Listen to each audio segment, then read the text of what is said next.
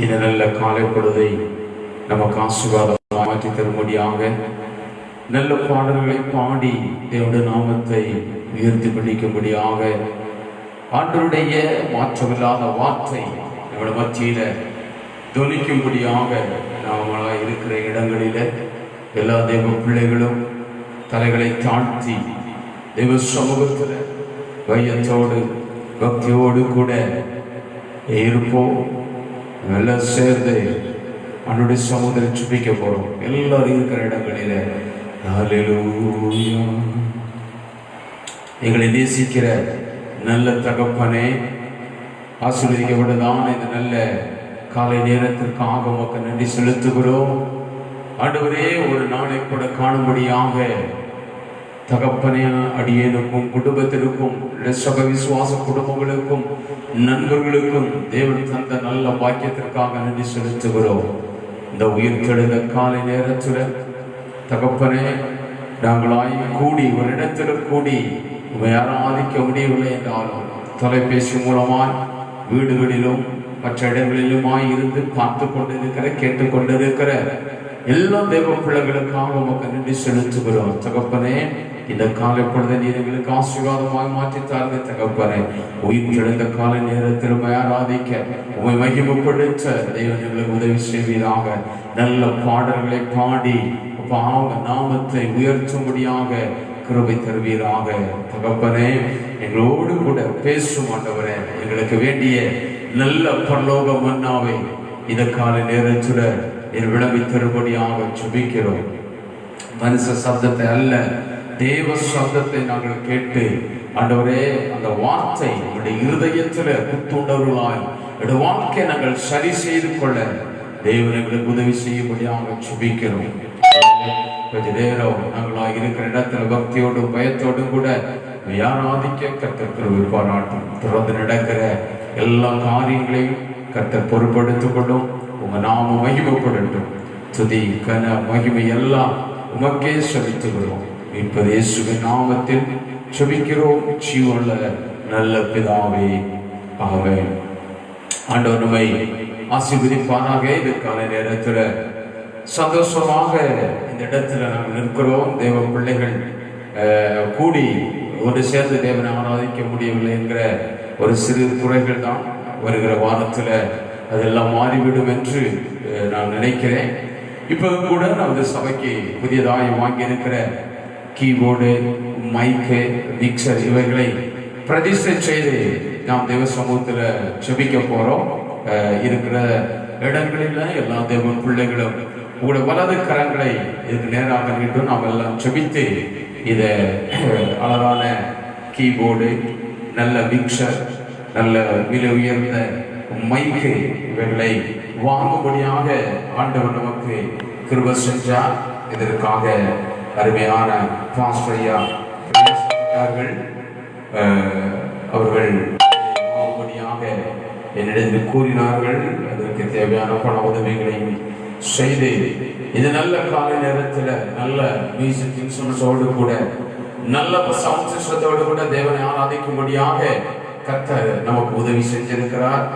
நமக்கு உதவி செஞ்ச அருமையான பாஸ்டரையா குடும்பத்தையும் நாம நினைப்போம், அவர்களுக்காக செபிப்போம்.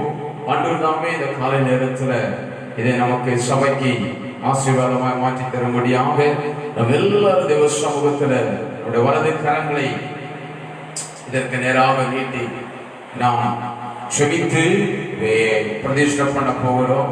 எல்லா தேவ பிள்ளைகளும் வலது கரங்களை இந்த கீபோர்டுக்கு நேராக கரங்களை நீட்டுவோம்.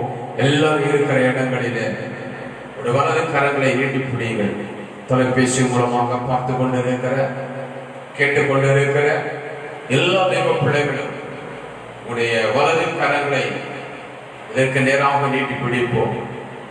ஒரு நிமிஷம் வாய்க்கு திறந்து சொல்லுங்க, ஆண்டவரே, சபைக்காக தேவன் தந்த நல்ல மியூசிக் இன்ஸ்ட்ருமெண்ட்ஸுக்காக உமக்கு ஸ்தோத்திரம். ஆண்டவரே, நல்ல சவுண்ட் சிஸ்டத்துக்காக ஸ்தோத்திரம். எல்லாரும் வாய்களை திறந்து சொல்லுவோமா, ஆண்டவர் தாமே இதை ஆசீர்வதித்திருக்கிறார். எந்த குறைபாடுகளும் வரக்கூடாது.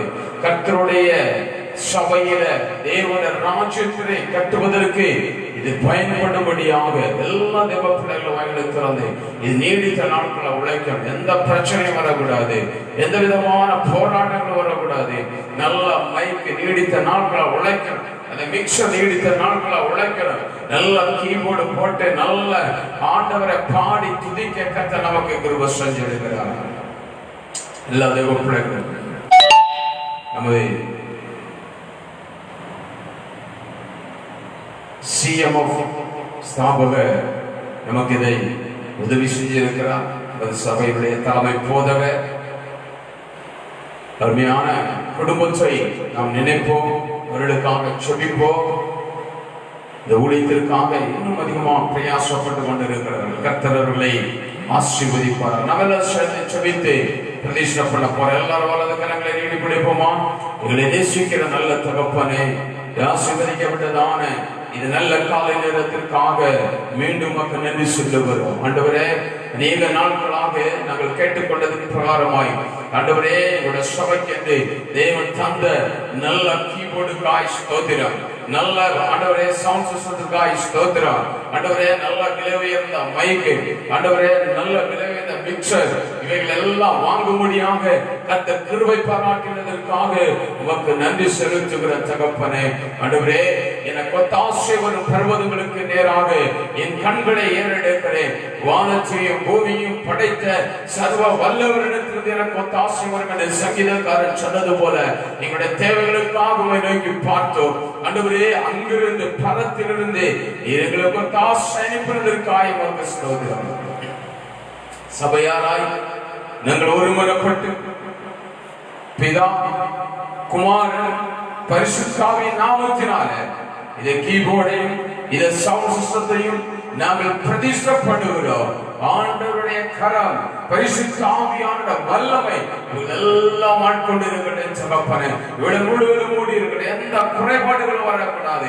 நீடித்த நாட்களா தேவ சபைக்கு இவைகளை உழைக்கட்டும் என்று இயேசுவின் நாமத்தினால் நாங்கள் பிரதிஷ்டை செஞ்சு சொல்லிக்கிறோம். இதை வாங்கி கொடுத்த ஊழியரையும் குடும்பத்தையும் கர்த்தர் ஆசீர்வதிப்பீராக. உங்க நாமம் மகிமைப்படட்டும். துதி கன மகிமை எல்லாம் உமக்கே செலுத்துகிறோம். இயேசுவின் நாமத்தில் ஜெபிக்கிறோம் ஜீவனுள்ள நல்ல பிதாவே, ஆமென். கர்த்தர் நம்மை ஆசீர்வதிப்பாராக. தொடர்ந்து நாம் சில பாடல்களை பாடி கர்த்தருடைய நாமத்தை மகிமைப்படுத்த போகிறோம். அல்லேலூயா.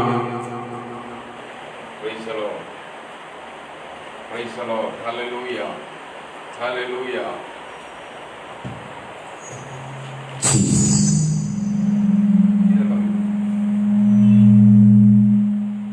Praise the Lord. Hallelujah. Praise Jesus. கர்த்தர் நல்லவர்.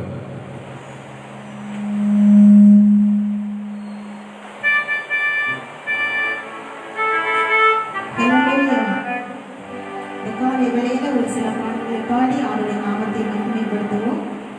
என்னை மறவா இயேசு நாதா, உந்தன் தயவால் என்னை நடத்தும். இந்த பாடலை பாடி ஆண்டவருடைய நாமத்தை மகிமைப்படுத்துவோம். எல்லாரும் இருக்கிற இடங்கள்ல உற்சாகமான கரங்களை தட்டி பாடுவோம்.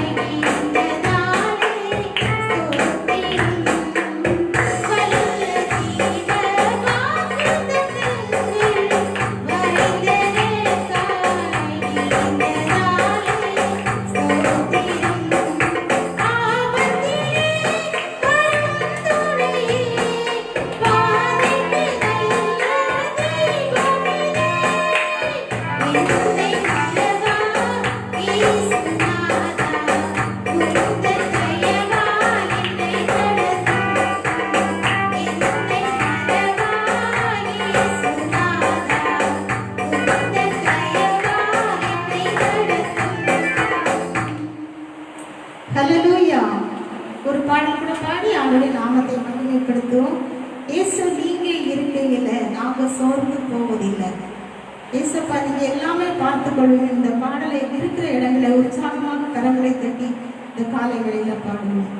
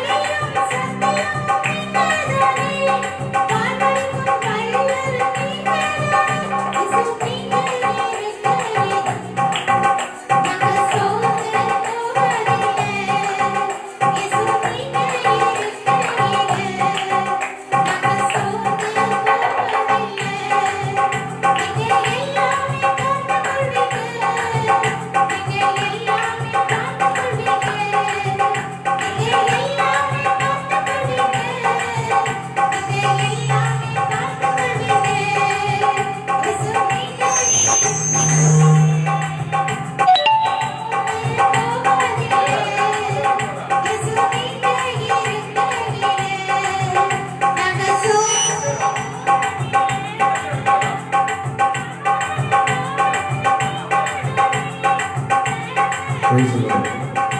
Oh, praise the Lord.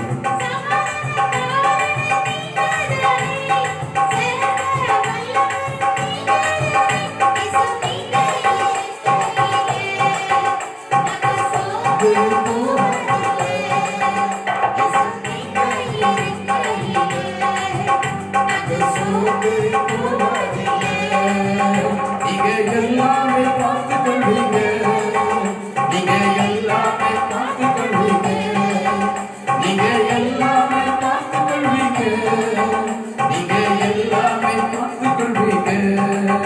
இயேசு நீங்க இருக்கையில நாங்க சோர்ந்து போவதில்லை.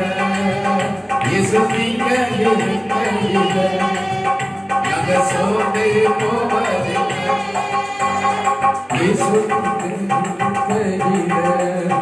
நாங்க சோர்ந்து போவதில்லை. இயேசு நீங்க இருக்கையில நாங்க சோர்ந்து போவதில்லை. நீங்க எல்லாமே பார்த்து கொள்வீங்க, நீங்க எல்லாமே பார்த்து கொள்வீங்க.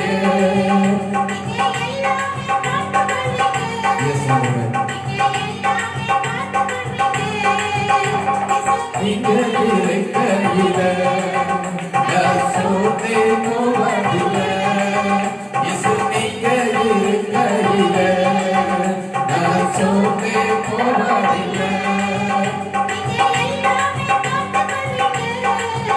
சொல்லுவோம் வயல தந்து அப்பா எல்லாத்தையும் பார்த்துக் கொள்வார். எல்லா வயலும் இருக்கிறேன் ஒருவரு கூட நீங்க இருக்கையில நாங்க சோர்ந்து போவதில்லை. நீங்க இருக்கையில நாங்க சோர்ந்து போவதில்லை. நீங்க எல்லாமே பார்த்து கொள்வீங்க, நீங்க எல்லாமே பார்த்து கொள்வீங்க, நீங்க எல்லாமே பார்த்து கொள்வீங்க, நீங்க எல்லாமே பார்த்து கொள்வீங்க. இயேசு நீங்க இருக்கையில நாங்க சோர்ந்து போவதில்லை. இயேசு நீங்க இருக்கையில நாங்க சோர்ந்து போவதில்லை. இயேசு நீங்க இருக்கையில நாங்க சோர்ந்து போவதில்லை. இயேசு நீங்க இருக்கையில நாங்க சோர்ந்து போவதில்லை. நீங்க எல்லாமே பார்த்து கொள்வீங்க, நீங்க எல்லாமே பார்த்து கொள்வீங்க, நீங்க எல்லாமே பார்த்து கொள்வீங்க, நீங்க எல்லாமே பார்த்து கொள்வீங்க. இயேசு நீங்க இருக்கையில நீங்க இருக்கும்போது நாங்க ஒரு நாடு சோர்ந்து போவதே இல்லப்பா.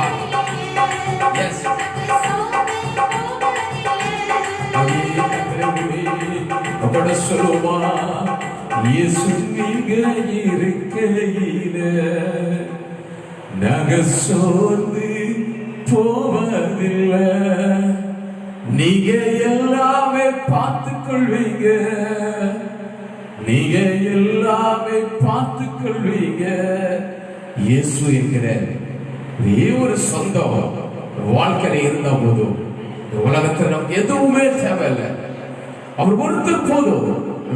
நம்முடைய காரியங்கள், நம்முடைய தேவைகள் எல்லாவற்றையும் ஆண்டவர் பொறுப்படுத்தார். இந்த உலகம் நமக்கு பின்னாடிதான் வரும். எத்தனை பேர் சொல்ல முடியும்? நான் இயேசுவை நம்பின நாள் இருந்து இன்னைக்கு வரைக்கும் ஆண்டவர் எனக்கு ஒரு நன்மைக்கும் குறைவு வைக்கிறார். எத்தனையோ வியாதிகள், எத்தனையோ பிரச்சனைகள், எத்தனையோ போராட்டங்கள், எத்தனை கண்ணீர்கள், கவலைகள், துக்கங்கள், பிரயாசங்கள் இதெல்லாம் வந்த போது கூட ஆண்டவர் ஒருபோது நம்மளை கைவிடல. ஒரு நாளைக்கு தேவன் உண்மை உள்ளவர், மரண பரியந்தம் அவருடைய நடத்த உண்மையுள்ளவராக இருக்கிறார். எதை நினைத்தும் எதை குறித்தும் கவலைப்பட வேண்டிய அவசியம் இல்லை. என்னை கேட்டுக்கொண்டிருக்கிற தேவ பிள்ளையே, இந்த காலை நேரத்தில் பரிசுத்த ஆவியானவர் நம்மோடு கூட பேசுகிறது. எதை குறித்தும் பயப்படாத, எதை குறித்தும் கலங்காத. மரணமாகட்டும், கொள்ளை நோய்களாகட்டும், பாதையாகட்டும், சாபமாகட்டும், சகலவற்றையும் மாற்றி மறைக்கிற வல்லமையுடையவர் ஆண்டவராகிய இயேசு கிறிஸ்து. இந்த காலை நேரத்தில் ஓடுக்குள்ள இருக்கிறார். எல்லா மனுஷரும் கைவிட்டாலும், எல்லாரோட உதறி தள்ளினாலும், உதறி தள்ளாத ஒரு தேவன் உண்டு. ஒருபோது நம்மை கைவிடாத ஒரு தேவன் உண்டு. அவர் மாத்திரம் இருக பிடிச்சுக்கிட்டா கடைசி வரைக்கும் அப்ப அவளை நடத்த உண்மையுள்ளவராக இருக்கிறார். எத்தனை சொந்தங்கள் இருந்தாலும், எத்தனை உறவுகள் இருந்தாலும், அப்பாவுடைய அன்புக்கு ஈடாகுமா? அப்பா நம்ம மேல வச்சிருக்கிற அன்புக்கு ஈடாகுமா? அவர் உன் மேல அன்பு வச்சனாலதான் இன்னைக்கு நீ நானும் உயிரோடு இருக்கிறோம். யோசிப்பாரு, கொள்ளை நோயினால் கூட்டம் கூட்டமா ஜனங்கள் செத்து கொண்டிருக்கும் போது உன்னையும் என்னையும் நேசிச்ச ஆண்டவர் ஜீவனை தந்து, பலத்தை தந்து, சுகத்தை தந்து, ஆரோக்கியத்தை தந்து அவர் நினைத்துக் கொண்டிருக்கிறார். இந்த காலை நேரத்தில் அந்த நல்ல ஆண்டவருக்கு முன்னாடி, அந்த நல்ல அப்பாவுக்கு முன்னாடி வாழ்க்கையில அர்ப்பணித்துக் கொண்டு போமா?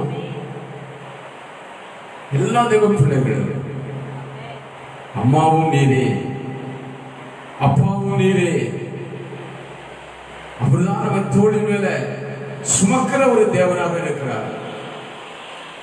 எல்லாரும் சேர்ந்து இந்த பாட்டினுடைய ஒரே ஒரு சரணத்தை அவரை சேர்ந்து பாடுவோமா? அம்மாவும் நீரே, அப்பாவும் நீரே. எல்லாருக்கும் தெரிதான ஒரு பாடல். எல்லா தெய்வ பிள்ளைகள் இருக்கிற இடங்களை கண்களை மூடி ஹல்லேலூயா வஷகரவலவல ஹல்லேலூயா. நன்றி ஆண்டவரே. Praise the Lord. Hallelujah. Praise Jesus. இருக்கிற இடங்களிலே கண்களை மூடி, எல்லா தேவ பிள்ளைகளும் இருக்கிற இடங்களிலே கண்களை மூடி. Yes yes Jesus. ஹல்லேலூயா ரபஷங்கரவ. ஓ ஹல்லேலூயா கதனகர ஷகரவல. இதயத்தின் ஆழத்திலிருந்து அப்பாவை நோக்கி கூப்பிடுவோமா? ஒரு தந்தையை போல தோளில் சுமக்கிற ஒரு தேவன், ஒரு தாயை போல அவள் சுமக்கிற ஒரு தேவன். எஸ், இதற்கான நேரத்தில் அந்த தேவனுக்கு முன்பாக அவள் வாழ்க்கை ஏற்படுத்திக் கொண்டு போவான். எல்லா தெய்வ பிள்ளைகள் இருக்கிற இடங்களில ஓ ஹல்லேலூயா வஷந்தலா. தேவனுக்கு முன்பாக எந்த சொந்தமும் எந்த உறவும் அவளை கை கொடுக்காது. அப்பாவுடைய அன்பு மாத்திரம்தான் அவளை கை கொடுக்கும்.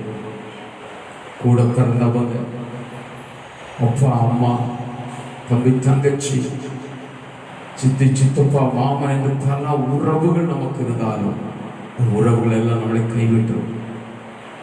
நம்மளை கைவிடாத தேவன், நம்மளை கைவிடாத ரட்சகர். எந்த சூழல்ல வந்தாலும் அவர் நம்மளை கைவிட மாட்டார். எந்த சூழலில் இருந்தாலும் இந்த இடத்துல வந்து ஆண்டவர் உன்னை ஆசீர்வதிக்க வல்லவராக இருக்கிறார். என்று சேர்ந்து சொந்தம் என்று சொல்லிக்கொள்ள யாரும் இல்லை. சேர்ந்து பாடுவோமா? சொந்தம் என்று சொல்லிக்கொள்ள உம்மை விட யாரும் இல்லை.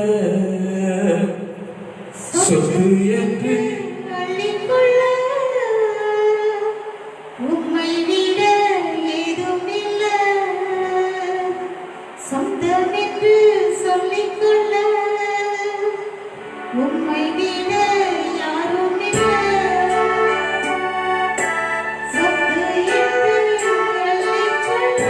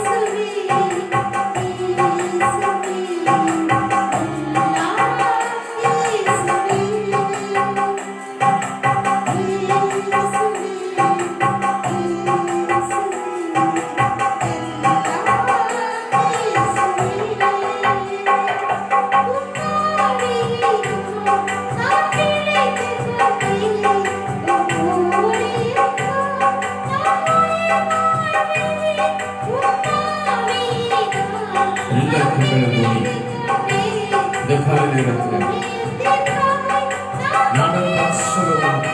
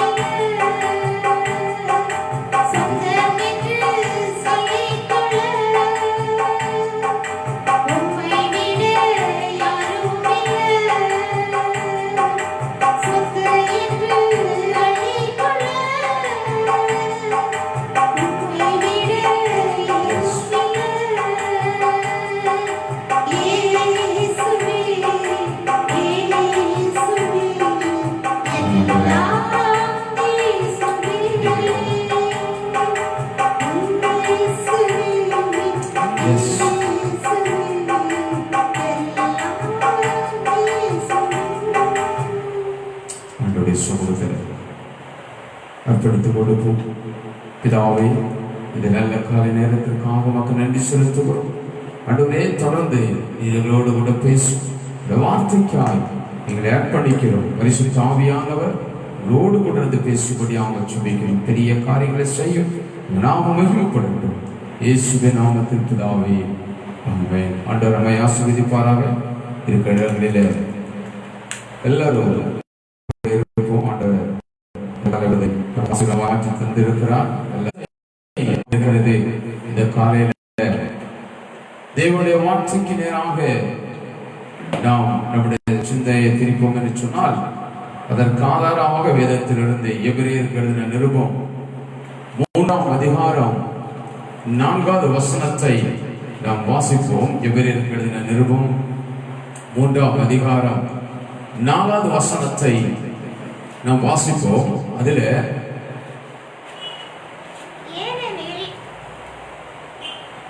வேதம் அழகாக அந்த இடத்தில் நமக்கு சொல்லப்பட்டிருக்கிறது. 4வது வசனத்தை நான் வாசிக்கிறேன். ஏனெனில் எந்த வீடு ஒருவனால் உண்டாக்கப்படும் எல்லாவற்றையும் உண்டு பண்ணினவர் தேவன். 3வது கூட வாசிப்போம் என்று பார்ப்போம். வீட்டை உண்டு பண்ணினவன் வீட்டை பார்க்கிலும் அதிக கனத்திற்குரியவனாக இருக்கிறார். அதுபோல மோசேயை பார்க்கிறோம், இவர் அதிக மகிமைக்கு பாத்திரராய் இருக்கிறார்.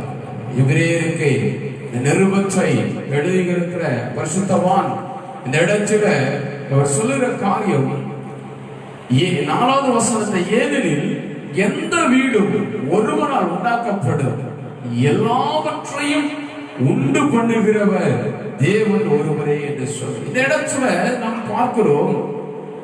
தேவனுடைய வார்த்தையில வீடு அப்படிங்கிற அந்த காரியத்தை குறித்து நாம் பார்க்க போகிறோம். வீடு என்பதே ஒரு குடும்பம்.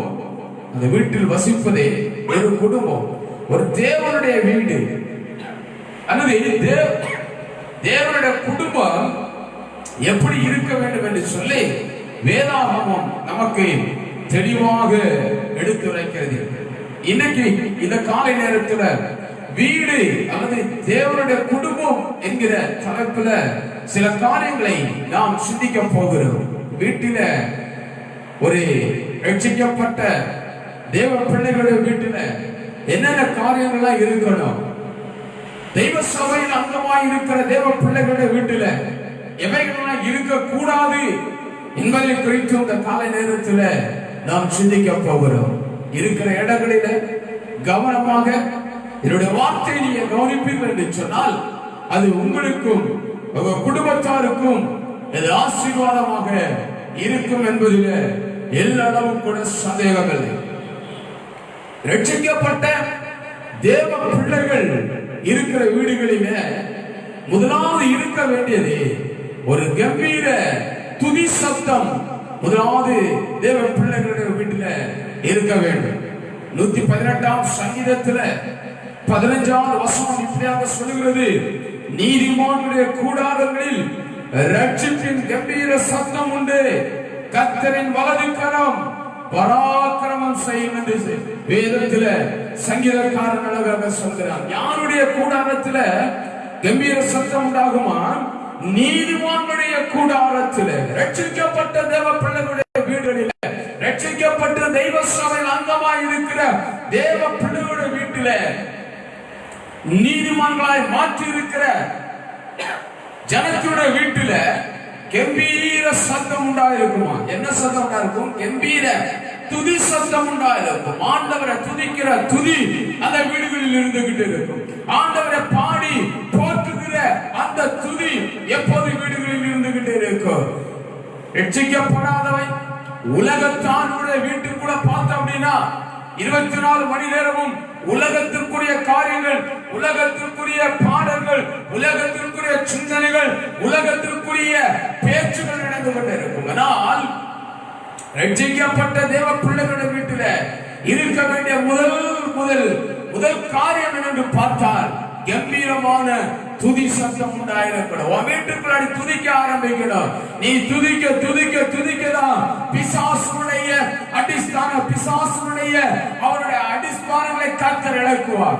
நீ துதிக்க ஆரம்பிக்கும் போது அவருடைய அஸ்திவாரம் அசைய ஆரம்பிக்கும். நீ துதிக்க ஆரம்பிக்குது, பிசாசுடைய கோட்டைகள் அசைய ஆரம்பிக்கும். யோசுவாவும் ஜனங்களும் எரிகோ கோட்டையை சுற்றி வந்தப்பா, அந்த எரிகோ கோட்டை இடிஞ்சு விழுந்தது. அது துதியினுடைய சத்தத்தால் மாத்திரமே. அவர்கள் துதிக்க ஆரம்பித்தார்கள், தேவனை மகிமைப்படுத்த ஆரம்பித்தார்கள். 1-2 நாட்கள் அல்ல, 7 நாட்கள் எரிகோவை சுற்றினார்கள், துதிக்க ஆரம்பித்தார்கள். துதியின் சத்தத்தை தேவன் கேட்டார், எரிகோ இடிந்து விழுந்தது. வீட்டுக்குள்ளாடி இருக்கிற எரிகோ இடிச்சு விடணும். வீட்டுக்குள்ளாடி இருக்கிற எரிகோ இடிஞ்சு விடணும்னா வீட்டுக்குள்ளாடி துதி சத்தம் உயர வேண்டும். வீட்டுக்குள்ளாடி தேவனை துதிக்கிற துதி உயர்ந்து கொண்டே இருக்கும்போது வீட்டுக்குள்ளாடி இருக்கிற பிசாசு கட்டி வைத்திருக்கிற, நீ முன்னாடி போக விடாம எதிர்காலத்தை தடை பண்ணிருக்கிற, வாழ்க்கையை தடை பண்ணி, குடும்பத்தை தடை பண்ணிருக்கிற, ஆசீர்வாதத்தை தடை பண்ணிருக்கிற எல்லா தடைகளும் உடைக்கப்பட வேண்டும் என்று சொன்னார். வாயில வீட்டுக்குள்ளாடி நீ துதிக்க ஆரம்பிக்கணும். துதிக்கிறவனுக்கு மாத்திரமே தெரியும் துதியினால் சகலவற்றை பெற்றுக் கொள்ள முடியும் என்று. ஒரு விசுவாசம் குடும்பமா இருக்கிற, கணவன் மனைவியா இருக்க, ரட்சிக்கப்பட்ட தேவ பிள்ளைகளோட வீட்டில் இருக்க வேண்டியது முதலாவது துதி சத்தம், கம்பீரமான துதி சத்தம் இருக்க வேண்டும். இரண்டாவது என்ன இருக்க வேண்டும் என்று வாசிப்போம். மத்தேயு எழுதின சுவிசேஷம் 6ஆம் அதிகாரம் 6வது வசனத்துல இப்படியாக எழுதப்பட்டிருக்கிற மத்தேயு எழுதின சுவிசேஷம் 6ஆம் அதிகாரம் 6வது வசனத்துல, நீயோ ஜெபம் பண்ணும்போது உன் அறை வீட்டுக்குள் பிரவேசித்து உன் கதவை பூட்டி அந்தரங்கத்தில் இருக்கிற உன் பிதாவை நோக்கி ஜெபம் பண்ணு.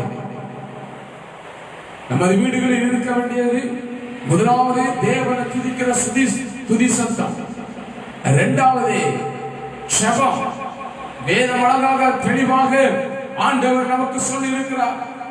என்ன சொல்றாரு? நீ ஜெபம் பண்ணும்போது உன் அறை வீட்டுக்குள் பிரவேசித்து கதவுகளை பூட்டி. நீ கதவை பூட்டலன்னா சில பிசாசுகள் உள்ள ஏறி வரும். நீ ஜெபிக்கும் போதுதான் சில கிரியைகள் உள்ளாடி வரும். நீ ஜெபிக்கும் போது ஜெபத்தை கெடுக்கிறதுன்னு சில உலக மனுஷன் உள்ளாடி வருவான். நீ ஜெபிக்கும் போதுதான் உன் ஜெபத்தை குறை சொல்வதற்கு சில பிசாசுகள் உள்ளாடி வரும். அதான் ஆண்டு அழகா சொல்றாரு. நான் அதை விவரிக்க விரும்பல. மறைய பூட்டி வீட்டுக்குள்ளாடி இருக்க வேண்டியது ஜெபம் இருக்கணும். நீ தனிப்பட்ட வாழ்க்கை வீட்டுக்குள்ளாடி கதவை பூட்டிட்டு ஜெபிக்கிற ஒரு ஜெப வீரனாய், ஒரு ஜெப வீராங்கனையாய் நீ மாறும்போது நீயும் உன் குடும்பமும் ஆசீர்வதிக்கப்படும். மூன்றாவது காரியம், குடும்ப ஜெபம் வீட்டுக்குள்ளாடி இருக்கணும். அப்போஸ்தலர் நடவடிக்கைகள் 10ஆம் அதிகாரம் 3வது வசனத்தை நாம் வாசிக்கும் போது அந்த இடத்துல அழகாக சொல்லப்பட்டிருக்கிறது. அப்போஸ்தலர் நடவடிக்கைகள் 10ஆம் அதிகாரம் 3வது வசனத்துல நாம் பார்க்கிறோம். பகலில் 2வது வசனத்திலிருந்து அவன் தேவ பக்தி உள்ளவன், தன் வீட்டார் அனைவரோடும் தேவனுக்கு பயந்தவனுமாய் இருந்து ஜனங்களுக்கு மிகுந்த தர்மங்களை செய்து எப்பொழுதும் தேவனை நோக்கி ஜெபம் பண்ணி கொண்டிருந்தான். பாருங்க, இந்த இடத்துல 100க்கு அதிபதியான கொர்நேலியு என்கிற தேவ மனிதனை குறித்து அப்போஸ்தலனாகிய பவுல் இந்த இடத்துல எழுதியிருக்கிறார். என்ன எழுதியிருக்கிறாரு? அவன் எப்படிப்பட்டவனா இருந்தானா? தேவ பக்தி உள்ளவனாக இருந்தான். அவன் 100க்கு அதிபதிங்க.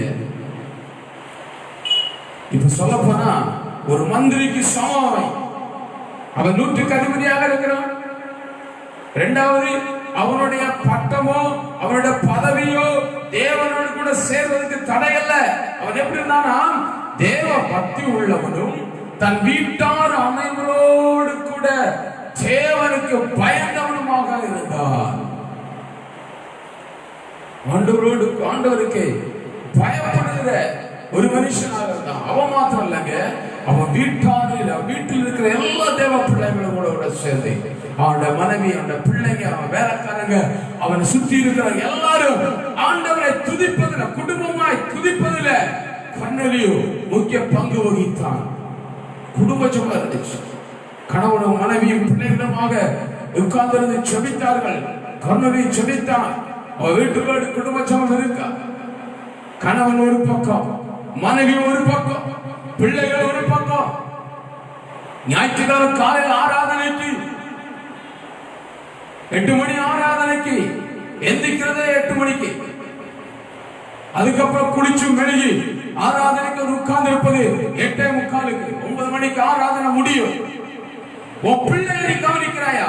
உன் பிள்ளைகளை சரியான நேரத்தில் ஆண்டவருடைய காரியத்திற்கு ஜெபிப்பதற்கு, தேவ சமூகத்தில் கடந்து வருவதற்கு உன் பிள்ளைகளை நீ உற்சாகப்படுத்துகிறாயா? இல்லையே. அப்ப எப்படி குடும்பம் ஆசீர்வதிக்கப்படும்?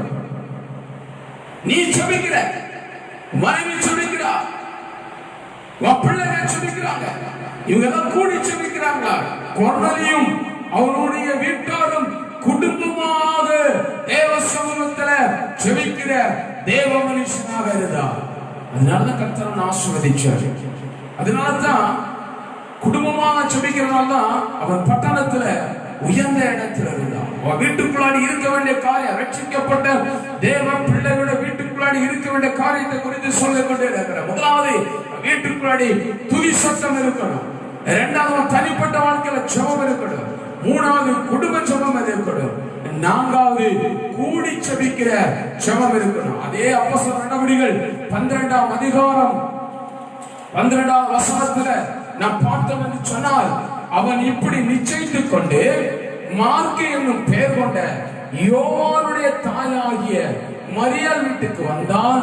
அங்கே அநேகர் கூடி ஜெபம் பண்ணி கொண்டிருந்தார்கள். அங்கே கூடி தேவ பிள்ளைகள் கூடி கூடி ஜெபிக்கணும். ஒரு ஜெபத்துக்கு, ஒரு ஆன்லைன்ல ஜெபத்துக்கு சரியான நேரத்துக்கு வர முடியலன்னா நீ ஒரு கிறிஸ்தவனே கிடையாது. ஒரு ஆன்லைன் ஜெபத்துல தெய்வ சபையில கூடி ஜெபிக்க முடியல, தெய்வ சபையில கூடி ஒன்னாக ஜெபிக்க முடியல, காலத்தின் கட்டாயமாக இருக்கிறது. அதனால தொலைபேசி மூலமாய் தொடர்பு கொண்டு கூட்டாய் ஜெபிப்பதற்கு வருவோம் என்று சொன்னார், வாருங்கள் என்று சொன்னார். உனக்கு 1008 வேலை. தேவனை விட, ஜெபிப்பதை விட, உலக காரியத்துக்கு முக்கியத்துவம் கொடுக்கிற உன் மேல தேவனுடைய சாபம் வந்திருக்கும். ஜெபிப்பதற்கு, கூடி ஜெபிப்பதற்கு நீ தகுதி இல்லை என்று சொன்னால், ஆண்டவருடைய சமூகத்தில் நிற்பதற்கு நீ தகுதி இல்லாதவன். நீ தகுதி இல்லாதவன். உன் நேரம், உன் காலம் முழுவதும் கர்த்தருக்குரியது.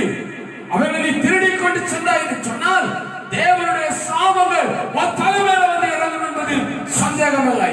நீ மாத்திரமல்ல, உன் தலைமுறைகளும் நசுப்பிக்கப்படுவார்கள் என்பதில் எல்லாரும் கூட சந்தேகமில்லை. ஆண்டவருடைய காரியத்தில் கூடி கூடி ஜெபிப்பதற்கு நாம் தயாராகணும்.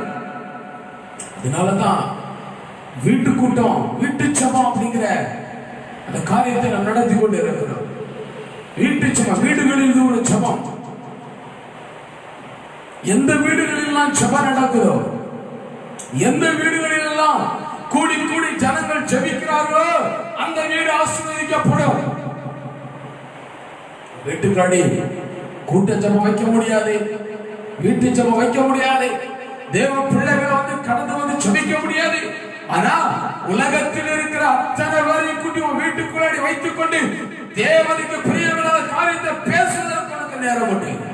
உன் வீட்டுக்குள்ளாடி யாரெல்லாம் வந்து என்ன பேசுவாங்க, உன் வீட்டுக்குள்ளாடி யார வந்து போகிறா, உன் வீட்டுக்குள்ளாடி என்ன நடக்குது என்பதை தேவன் அறிவார். கூடி ஜெபிக்கணும். கூடி ஜெபித்தா மாத்திரம்தான் ஆசீர்வாதம் பெற்றுக்கொள்ள முடியும். அப்போஸ்தலர் நடவடிக்கைகள் 1ஆம் நூற்றாண்டுல நாம் பார்க்கிறோம். முதல் நூற்றாண்டுல ஜனங்கள் எல்லாம் வீடுகளில் தூர கூடி ஜெபித்தார்கள். எல்லா வீடுகளும் ஜெப வீடுகளா மாறினது. இன்னைக்கு ஒரு வீட்டு கூட்டம் வைப்போம் அல்லது ஒரு பெண்கள் கூட்டம் வைப்போம் என்று சொன்னால், எனக்கு நேரம் இல்லை, என் வீட்டுல இடம் இல்லை, எனக்கு வைக்க முடியாது, என் வசதி இல்லை, என் வாய்ப்பு இல்லை என்று சொல்லி தட்டி கழிக்கிறோம். நீ கூட்டத்தை ஜெப கூட்டத்தை தட்டி கழிக்கல, உனக்கு வருகிற ஆசீர்வாதத்தை நீ தட்டி கழிக்கிறாய் என்பதை மறந்து விடாதே. தேவ பிள்ளைகளோடு கூட கை கோர்த்து ஜெபிக்கணும். தேவ பிள்ளைகளோடு கூட திறப்புல நிற்பதற்கு தயாராகணும். அப்படிப்பட்டதுதான் ஆண்டவருக்கு தேவை. ஜெபிக்க முடியாது, உபவாசிக்க முடியாது, பாட்டு பாட முடியாது, ஆராதனை பண்ண முடியாது என்று சொன்னால் நீ தேவையே இல்லையே. உனக்கு ஆண்டவருக்கு பிரயோஜனம் அல்ல. எப்பவும் பெற்றுக்கொள்ளும், எப்பவும் ஆண்டவர் எதையாவது கிடைக்கணும்னு எதிர்பார்க்கிற நீ ஆண்டவருக்காக என்ன செய்யற? உன் வீட்டுக்குள்ளாடி துதிக்கிறாயா? உன் பிள்ளைகளுக்கு துதிக்க சொல்லிக் கொடுக்கிறாயா? நீ வீட்டுக்குள்ளாடி ஜெபிக்கிறாயா? ஊருக்குள்ள சுத்தத்துக்கு நேரம் இருக்கு, ஊருக்குள்ள சுத்தி வர முடியும், வேண்டாத இடங்களுக்கெல்லாம் போக முடியும். அந்த நேரத்தை ஆண்டவருடைய சமூகத்தில் செலவழிக்க முடியாது. அந்த நேரத்தை ஆண்டவருடைய சமூகத்தில் நீ உட்கார்ந்து நீ செலவழித்தான்னு சொன்னால் உன் தரித்திரம் மாறுவே, உன் பிரச்சனை மாறுவே, உன் போராட்டங்கள் மாறுவே, உன் கண்ணீர் மாறுவே. நேரம் இல்ல, குடும்ப ஜெபம் இல்ல, கூடி ஜெபிக்கிற ஜெபம் இல்ல, எல்லாம் வாழ்க்கையில் இருக்கணும். நீ தனியா ஜெபம் பண்ணணும். வேதம் சொன்னது, அறை வீட்டுக்குள் புகுந்து கதவுகளை அடைத்து ஜெபிக்கிறவங்களுக்கு மாத்திரம் தான் ஜெயத்தை பெற்றுக் கொள்ள முடியும். ஞாயிற்றுக்கிழமை ஆராதனைக்கு காலையில எழுந்து வர்றது பெரிய விஷயம் கிடையாது. காலையில ஆராதனைக்காக எழுந்து உட்கார்ந்து ஜெபம். இன்னைக்கு ஆராதனைகளை ஆசீர்வாதம் மாற்றி ஆண்டவரே சொல்லி ஜெபிக்கணும். பாசுதனை அவர் பார்த்துக்கு வர்றதுக்கு எல்லாம் கிடையாது. பொறுப்பு நமக்குள்ளது, உனக்குள்ளது, விசுவாசத்துக்குரியது. நீ ஜெபிக்கிறவா மாறணும். ஆராதனை குறித்து பயம் இருக்கணும். தெய்வ சமூகத்துல இன்னைக்கு ஆராதனை நாள், அதுக்குரிய கனத்தை நீ கொடுக்கணும். உன் பிள்ளைகளுக்கு சொல்லிக் கொடுக்கணும். தேவனுக்குரிய நாள் முதல் வாரத்தின் முதல் நாளை விட்டு விடாது என்று சொல்லி பழைய ஏற்பாடு காலத்துல அநேக இடத்துல பார்க்க முடியும். புதிய ஏற்பாடு சொல்லுது, அவர்கள் வாரத்தின் முதல் நாள் அப்பம் பிற்கிறதுக்காக கூடி வந்தார்கள் என்று சொல்லி. அதற்குரிய நாள் இன்னைக்கு உலகத்திற்குரிய காரியத்தை நீ செய்யக்கூடாது. இந்த உலகத்துக்கு பின்னாடி நீ ஓடக்கூடாது. உலகத்தை நம்பி போகக்கூடாது. உன்னுடைய காரியங்கள் எல்லாம் ஆண்டோட சமூகத்தில் அர்ப்பணிச்சு கொண்டது. ஞாயிற்றுக்கிழமை காலையில ஆண்டவருக்காக நீ ஆயத்தப்படுவாய் என்று சொன்னால் கர்த்தர் உனக்கு பரலோகத்தின் பலகணிகளை திறந்து உன்னை இடவெல்லாம் ஆசீர்வதிப்பார். அதில் எந்த மாற்றமும் கிடையாது, எந்த சந்தேகமும் கிடையாது. ஜெபம் இருக்கணும் வாழ்க்கையில. ஜெபம் இல்லை, இதெல்லாம் பிரசங்கிக்கெல்லாம் கேட்டுட்டு ஒரு காதுல கேட்டுட்டு ஒரு காதை விட்டுட்டு போயிரு. பிரச்சனை பாஸ்டருக்கு கிடையாது, ஜெபிக்காத உனக்கு பிரச்சனை வரும். எங்கெல்லாம் கை வைக்கிறாயோ, எங்கெல்லாம் கால் வைக்கிறாயோ அத்தனையும் நாசமாக போகும். நீ ஜெபித்தா நீ ஜெயம் பெறுவாய். ஜெபிக்கிற தேவ பிள்ளையை பார்த்து ஆண்டவர் சொல்லுகிறாரு, நீ கால் மிதிக்கும் தேசம் முழுவதையும் அவகாசமாய் தருவேன் சொல்லி நீ கையிட்டு செய்கிற சகல காரியங்களிலும் நான் உன்னை ஆசீர்வதிப்பேன் என்று ஆண்டவர் சொல்லுகிறார். ஜெபிக்கிறவங்களுக்கு தான் ஆசீர்வாதம் பெற்றுக்கொள்ள முடியும். ஜெபிக்கிறவங்களால தேசத்தை சுதந்திரிக்க முடியும். ஜெபிக்கிறவங்களா குடும்பம் தான் அவர்கள் தலைமுறையாக கர்த்தரை ஆசீர்வதிக்கிறவரா இருக்கிறார். குடும்ப ஜெபம் இருக்கணும், கூடி ஜெபிக்கிற ஜெபம் இருக்கணும். அடுத்த காரியம், வாயில தேவனை பாடுகிற பாடல் இருந்துகிட்டு. சங்கீதம் 119 சங்கீதம் 54வது வசனத்தை நான் வாசிப்போம் என்று சொன்னால், சங்கீதம் 119 54வது சங்கீதத்தில் இப்படியாக எழுதப்பட்டு இருக்கிறது, நான் பரதேசியாய் தங்கும் வீட்டிலே உமது பிரமாணங்கள் எனக்கு கீதங்களாயின. அல்லேலூயா. பரதேசியாய் தங்குற வீட்டுல அதுக்கு என்ன ஆயிடுச்சு? பிரமாணங்கள், தேவனுடைய சட்டம், தேவனுடைய வார்த்தை, தேவனுடைய காரியம் அவனுக்கு என்னவா மாறினதா? கீதங்களாகின. உன் வாயில், உன் நுனி நாக்கிலிருந்து வருகிற ஒவ்வொரு துதியும் உனக்கு ஆசீர்வாதங்களை மறந்துடாது. சினிமா போட்ட வாய்க்குள்ள மூழ்குற, சினிமா பாட்டு மியூசிக் கேட்டோட பாட்டு பாடுற, சினிமா பாட்டு வீட்டுக்குள்ள உட்கார்ந்து டிவியை போட்டு வச்சு கணவனும் மனைவி பிள்ளைகளும் உட்கார்ந்து பாக்குறீங்க. எப்படி உங்க வீட்டுக்குள்ள ஆசீர்வாதம் நிற்கும்? எப்படி அவனை உயர்த்துவா? சங்கீதக்காரன் சொல்றான், பிரமாணங்கள் எனக்கு கீதங்களாகின. தேவனுடைய பிரமாணம், தேவனுடைய நியாய பிரமாணத்தை அவன் சொல்ல ஆரம்பிச்சான். வாயில பாடல்களை பாட ஆரம்பிச்சான். அதனாலதான் வேதத்தில கதாநாயகனாய் சங்கீதக்காரன் மாறினான். அவன் வீட்டுக்குள்ளாடி இருக்கிற ஒவ்வொரு நிமிஷம், நீ எங்க இருந்தாலும் சரி, நீ பிரயாணம் பண்ணாலும் சரி, வீட்டுல வேலை செஞ்சாலும் சரி, வேலை செய்யற வெளியில வேலை செஞ்சாலும் சரி, உன் நாவுல, நுனி நாவுல தேவரை பாடுகிற பாடல் இருக்கணும். நீ எப்போ ஆண்டவரை மறந்து உலகத்து சினிமாக்காரனுடைய வார்த்தை, சினிமாக்காரனுடைய பாடல் இருதயத்திலிருந்து வர ஆரம்பிச்சதோ அன்னைக்கு ஒரு தலைவர சாபம் வந்து இருக்குன்னு நினைச்சிருக்காங்க. உன் மேல சாபம் இருக்கிறனாலதான் நீ சினிமாக்காரனுடைய பாடல் எடுத்து பாடிக்கிட்டு இருக்கிற. உன் மேல சாபம் இருக்கிறனாலதான் உன் வீட்டுக்குள்ளாடி சினிமாக்களும் சினிமா பாடலை கேட்டுக்கொண்டு இருக்கிற. எங்கேயோ போகிற இடத்துல ஒரு பாடல் கேட்கும் போது அவரோடு கூட சேர்ந்து பாடுகிற பாரு சபிக்கப்பட்ட ஜனம். உன் வாயில் இருக்கிற வார்த்தைகள், உன் வாயில் வருகிற வார்த்தைகள் அது தேவனை துதிக்கிற வார்த்தையா இருக்கணும். இல்ல அப்படின்னு சொன்னா நீயும் உன் பிள்ளைகளும் நசித்து போவீர்கள் என்று சொல்லி வேதம் சொல்லு. இந்த காலையில கேட்கிற தேவ பிள்ளை, உன் வீட்டுக்குள்ளாடி இருக்க வேண்டிய காரியம் எதுலாம் தான் கம்பீர துதி சத்தம் இருக்கணும். வீட்டுக்குள்ளாடி தனிச்சபான் ஒவ்வொருத்தரும் தனியா செபிக்கணும். அதனால்தான் உங்களுக்கு நேரத்தை பிரிச்சு தந்து செபிக்க சொல்லி இருக்கிறேன். தனித்தனியா பிள்ளைகள், வாலிப பிள்ளைங்க, தம்பி தங்கச்சி, பெரியவங்க எல்லாம் தனித்தனியா செபிக்கணும். உங்க வாழ்க்கையில செப நேரத்தை கூட்டணும். வீட்டுக்குள்ள குடும்ப செபம் இருக்கணும். கணவன் மனைவி பிள்ளைங்க எல்லாம் உட்கார்ந்து இருந்து செபிக்க ஆரம்பிக்கணும். கணவன் ஒரு நேரம் செபிக்கிறது, மனைவி ஒரு நேரம் செபிக்கிறது, பிள்ளைங்க ஒரு நேரம் செபிக்கிறது. எப்படியும் வாழ்க்கை நல்லா சேர்ந்து செபிக்க ஆரம்பிக்கும். சேர்ந்து ஆண்டவருடைய காரியத்தை, தேவ சமூகத்தில் அமர்ந்து ஆண்டவருடைய சொல்லும் காரியத்தை என்னை கேட்கிற தேவ பிள்ளையே, கணவனும் மனைவியும் பிள்ளைகளுமாய் ஆண்டவருடைய சமூகத்தை நாடுகள். யோசுவா அழகாக சொல்கிறார், நானும் என் வீட்டாரோ கர்த்தரையே சேவிப்போம் என்று சொல்லி ஒரு பிரத்யாசை இருந்துச்சு, ஒரு நம்பிக்கை இருந்துச்சு. அவனும் அவன் வீட்டாரும் தேவனை சேவிக்கிற பிள்ளைகளாக மாறினார் என்று சொல்லி அவன் வீட்டுக்குள்ளாடி ஜெபம் இருக்கணும், குடும்ப ஜெபம் இருக்கணும், கூடி ஜெபிக்கிற ஜெபம் இருக்கணும். உன் வீட்டு இது வரைக்கும் உன் வீட்டுக்குள்ளாடி கூடி ஜெபிக்கிற ஜெபம் இல்லைன்னா இந்த வாரத்துல தீர்மானம் எடுத்து என் வீடுகளில் கூடி ஜெபிக்கிற அந்த ஜெப கூடியை நான் நடத்துவேன். அந்த ஜெப கூடி தொடர்ந்து என் வீட்டுக்குள்ளாடி நடக்கணும் என்று சொல்லி ஒரு தீர்மானம் எடுப்பாய் என்று சொன்னால் கர்த்தர் உனக்காக சிலவற்றை செய்ய போகிறார். எல்லாம் வீட்டுக்குள்ளாடி இருக்கணும், சுவிசேஷத்தை அறிவிக்கணும். அப்போஸ்தலர் நடவடிக்கைகள் 5ஆம் அதிகாரம் 42வது வசனம் நமக்கு அழகாக சொல்லுது. அப்போஸ்தலர் நடவடிக்கைகள் 5ஆம் அதிகாரம் 42வது வசனம் சொல்லுது, தினந்தோறும் தேவாலயத்திலையும் வீடுகளிலும் இடைவிடாமல் உபதேசம் பண்ணி இயேசுவே கிறிஸ்து என்று பிரசங்கித்தார்கள்.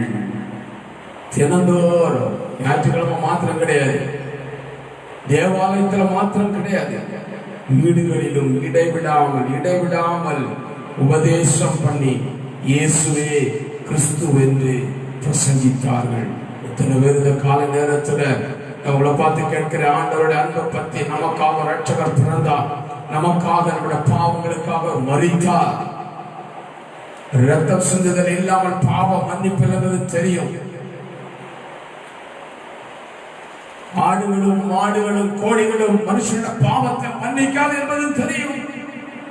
நம்முடைய பாவத்தை மன்னிப்பதற்கு பரிகாரியாய இயேசு இந்த பூமிக்கு வந்தார். அவர் நமக்காக சிலுவையில மரித்தார். கடைசி சொட்டு ரத்தம் வரைக்கும் ஊற்றி தந்து மரித்து அடக்கப்பட்டு உயிரோடு எழுப்பி பரலோகம் சென்றார். சென்ற ஆண்டவர் திரும்பி வரப்போகிறார். அவர் திரும்பி வரும்போது அவரோடு கூட நீ போகணும்னா இந்த அம்சங்கள் எல்லாம் உன் வீட்டுக்குள்ளாடி இருக்கணும். சுவிசேஷத்தை அறிவிக்கணும். உன் மேல விழுந்த கடமை. சுவிசேஷனோட பாதங்கள் எவ்வளவு அழகானவர்கள் என்று சொல்லி வேதம் சொல்லப்பட்டிருக்கிறது. உன் நிற்கிற இடம் அழகாக மாறும். நீ சுவிசேஷத்தை அறிவிச்சு. சுவிசேஷம் அப்படின்னா நல்ல செய்தி. ஆண்டவர் மரித்தார். ஆண்டவர் தான் ஒரு இயேசு கிறிஸ்து மாத்திரம்தான் ஜீவனுள்ள தேவன். அவர் அல்லாம ஒரு தேவன் பூமியில இல்ல. எந்த தேவனுக்கும் ஆதியும் இல்ல, அந்தமும் இல்ல, முடிவும் இல்ல. இயேசு ஒருவருக்கு ஆதியுமானவர், அந்தமுமானவர், முதலுமானவர், முடிவுமானவர். அவர் அல்பாவும் ஓமேகாவுமானவர். அந்த இயேசுவின் சுவிசேஷத்தை, இயேசுதான் மெய்யான தேவன். அவர் சிலைகளினால் வந்த தேவன் அல்ல. சிலைகளெல்லாம் உருவாக்கப்பட்ட கடவுள் அல்ல. தேவன் ஒரு ஆவியாக இருக்கிறார். நீ எந்த இடத்துல இருந்து ஆண்டவரை பார்த்து கூப்பிடுறியோ அந்த இடத்துல வந்து உனக்காக நிற்பார். எந்த தேவைகளுக்காக ஆண்டவரை நோக்கி கூப்பிடுகிறாயோ அந்த தேவைகளை சந்திப்பார். அவருக்கு உருவம் இல்லை, அவருக்கு சொரூபம் இல்லை. அவர் இப்படிதான் இருப்பாங்க, யாரும் பார்க்க முடியாது. எந்த ஒரு மனுஷனும் கடவுளை சிருஷ்டிக்க முடியாது. கடவுள் தான் மனுஷனை சிருஷ்டித்தார். பரிசுத்த வேதாகமம் தெளிவாக நமக்கு சொல்லிக் கொடுக்கிறது. ஆதியாகம புஸ்தகத்தில் தேவன் வானத்தையும் பூமியையும் சிருஷ்டித்தார், மனுஷனையும் படைத்தார். எந்த வேத கிரந்தங்களோ வேற எந்த விதமான புண்ணிய நூல்களோ மனுஷனுடைய பிறப்பை குறித்து அறிவிக்கவில்லை.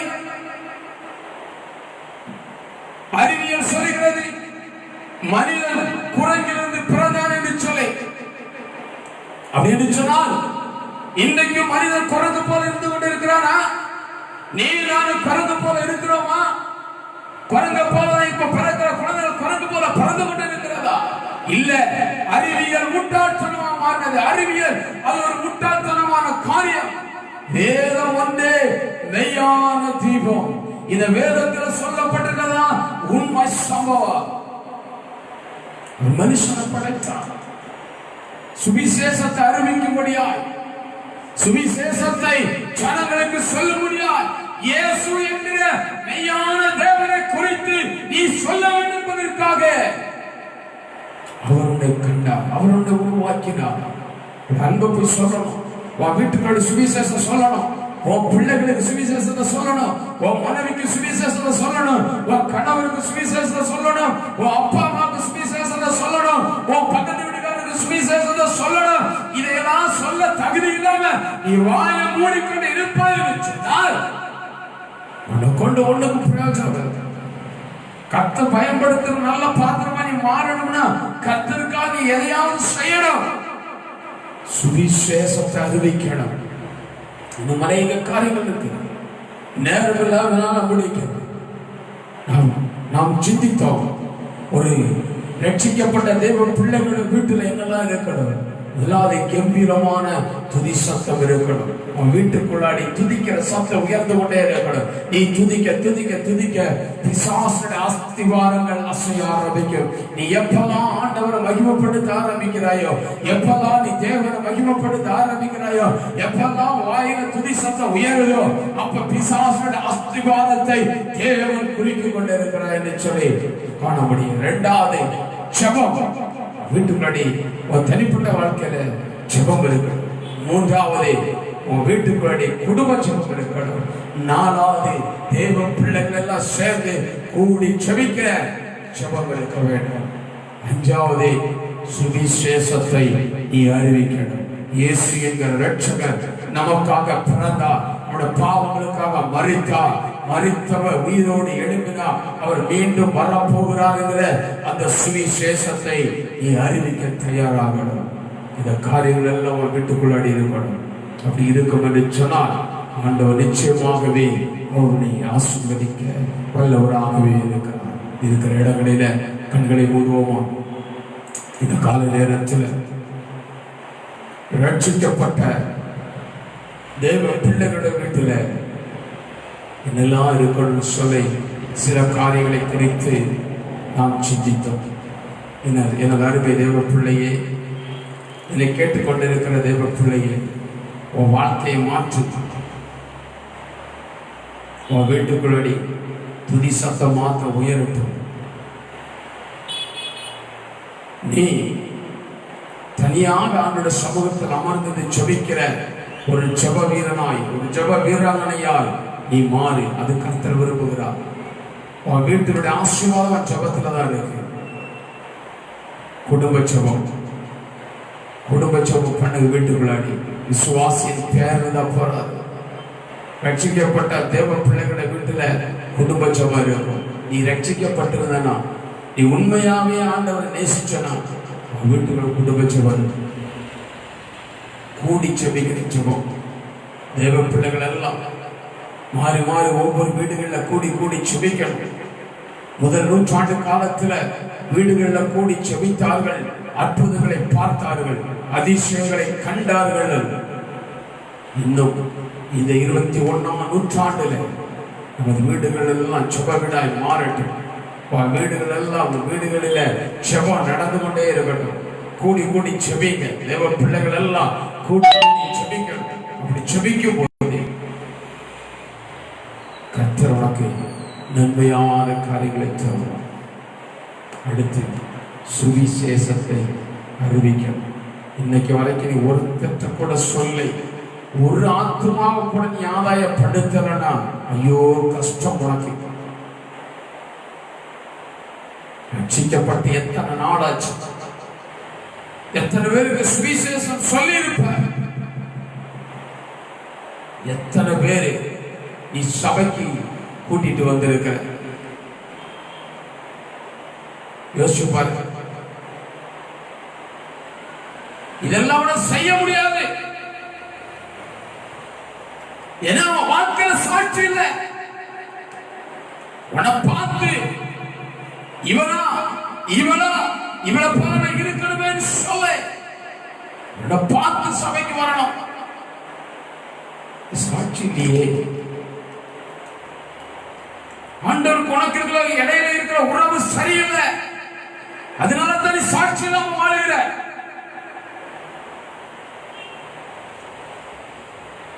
உறவை மேம்படுத்து. ஆண்டவருக்கு உனக்கு இடையில இருக்கிற உறவை மேம்படுத்துவாய் என்று சொன்னால் வாழ்க்கை முறை மாறும். கணவன் ஒரு பக்கம், மனைவி ஒரு பக்கம், அடங்காத பிள்ளைகள் ஒரு பக்கம். எப்படி உன் பிள்ளைகளை வளர்க்கிற? உன் பிள்ளைக்கு சத்தியத்தை சொல்லிக் கொடுக்கிறாயா? உன் பிள்ளைகளுக்கு செபிப்பதற்கு நேரம் கண்டுபிடிச்சு கொடுக்கிறாயா? கூடி செபிப்பதற்கு உன் பிள்ளைகளை நீ உற்சாகப்படுத்துகிறாயா? இல்ல, உலகத்துக்கு பின்னாடி ஓடுவதற்கும் உலகத்தை நேசிப்பதற்கும் பிள்ளைகளுக்கு நீ பாதைகளை செஞ்சு கொண்டிருக்கிற. என்னைக்காவது ஆண்டோட காரியத்துக்கு உன் பிள்ளையை நீ தகுதிப்படுத்தி இருக்கிறாயா? இதுக்கு ஒரு தீர்மானம் விடு. என்னை கேட்கிற தேவ பிள்ளையே, காலத்தினுடைய கடைசியில வாழ்ந்து கொண்டிருக்கிறோம். இனி காலம் செல்லாது. இயேசு வரப்போகிறார். வரும்போது நீயும் உன் குடும்பமும் அவரோடு கூட போகணும். நித்திய நரகத்துக்கு ஆளாகி போயிடாதே. எரிகிற அக்கினி சூளைக்கு இரையாகாதே. ஆண்டவர் வரும்போது ஆண்டவரோடு கூட போனோம் என்று சொன்னார். அவரோடு கூட சிங்காசனத்தில் வீட்டிருக்கலாம். இல்லை என்று சொன்னாலும் நரகத்துக்குள்ளாடி தீக்குள்ளாடி கடந்து மரணம் வராமல் நாளுக்கு நாள் நீ வெந்து வேதனைப்பட்டு கொண்டே இருப்ப. உனக்கு மரணமே கிடையாது. நரகத்துல மரணம் கிடையாது. வேதனை உண்டு, வலிகள் உண்டு. மனம் திரும்பு, ஆண்டோடைய காரியத்துக்கு முக்கியத்துவம் கொடு, சுவிசேஷத்தை அறிவிக்க தயாராகி இயேசுவோட ரட்சிப்பை குறித்து ஜனங்களுக்கு சொல்லு. பிசாசு இயேசுவை பத்தி சொல்லும்போது பிசாசுக்கு பிடிக்காது. அவன் மனம் இருதய கடினப்படும். அவனை பகைப்பான். பகைக்கட்டும், கர்த்தர் அவனை பகைப்பார்.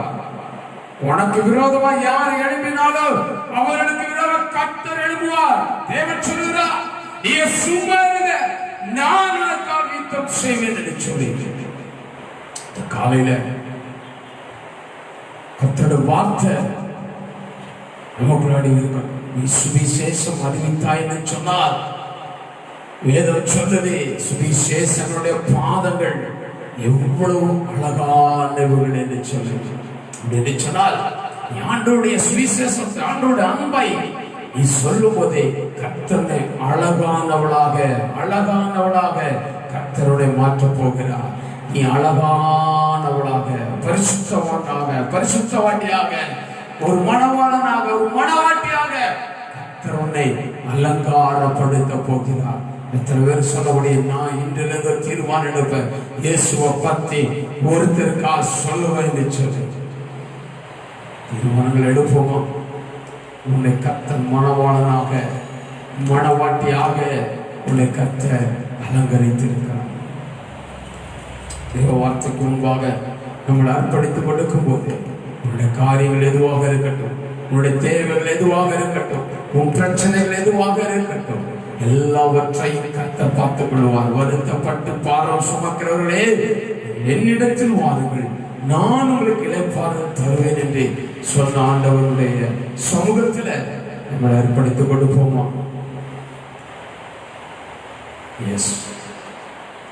நேசிக்கிற நல்ல தகப்பனே, இந்த காலை நேரத்திற்காக ஸ்தோத்திரம். நீங்க பேசின வார்த்தைகளுக்காக ஸ்தோத்திரம். ஆண்டவரே, எங்களுடைய வீடு எப்படிப்பட்டதாக இருக்க வேண்டும் என்று சொல்லி பேசியிருக்கிறீர்கள். துதி சப்தமுள்ள ஒரு வீடாய், செபிக்கிற தேவ மனிதர்கள் ஒரு வீடாய், வீட்டு செபம் உள்ள ஒரு வீடாய், விசுவாசிகள் கூடி செபிக்கிற ஒரு வீடாய், சுவிசேஷத்தை அறிவிக்கிற ஒரு வீடாய் நீர் எங்களை மாற்றிருப்பதற்காக உமக்கு ஸ்தோத்திரம்.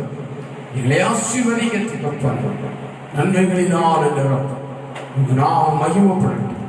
இந்த தொலைபேசி மூலமாய் பார்த்து கொண்டிருக்கிற, கேட்டுக்கொண்டிருக்கிற எல்லா தேவ பிள்ளைகளுக்காக ஸ்தோத்திரம். ஒவ்வொருவரை கர்த்தர் நடத்தும், ஒவ்வொருவரை கர்த்தர் ஆசீர்வதிக்கும். நாம் மகிமைப்படட்டும். இயேசுவின் நாமத்தில் ஜெபிக்கிறோம் ஜீவன நல்ல பிதாவே. என் ஆத்துமாவே கர்த்தரை ஸ்தோத்திரி, என் முழுவதுமே பரிசுத்த நாமத்தை ஸ்தோத்திரி. என் ஆத்துமாவே கர்த்தரை ஸ்தோத்திரி. கர்த்தர் செய்த சகல உபகாரங்களை மறவாதே. ஆமென். ஆசீர்வாதம் பிதாவாகிய தேவனுடைய அன்பும் குமாரனாகிய கிறிஸ்துவின் கிருபையும் பரிசுத்த ஆவியானவருடைய ஐக்கியமும் அன்யோன்ய ஸ்நேகமும் எல்லா தேவ பிள்ளைகளோடு கூட இன்று முதல் இயேசுவின் வருகை வரைக்கும் உண்டாயிருப்பதாக. ஆமென். இந்த பகல் கால ஜெயந்த தேவனுக்கு அல்லேலூயா சொல்லுவா. லேலுயா லேலுயா லேலுயா. ஆமென். இயேசுவே சீக்கிரம் வருகிறது. ஆண்டவர்கள் எல்லாரையும் ஆசீர்வதிப்பார். சமாதானத்தோட கடந்து போங்கள். தேவன் கூட இருப்பார். ஆமென். Thank you.